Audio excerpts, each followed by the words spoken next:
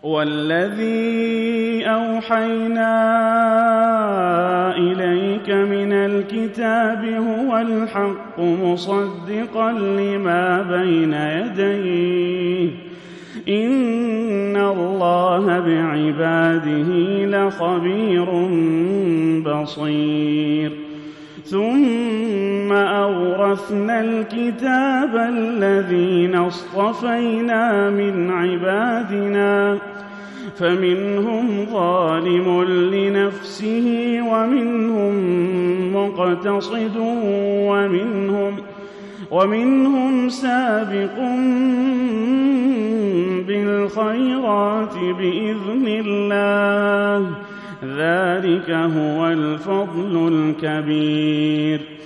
جَنَّاتُ عَدْنٍ يَدْخُلُونَهَا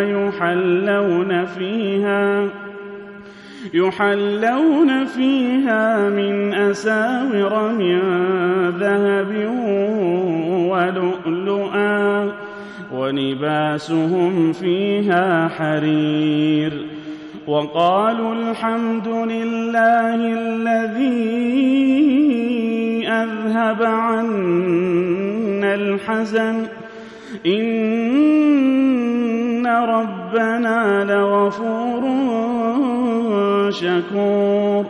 الَّذِي أَحَلَّنَا دَارَ الْمُقَامَةِ مِن فَضْلِهِ لَا يَمَسُّنَا فِيهَا نَصَبٌ وَلَا يَمَسُّنَا فِيهَا لُغُوبٌ.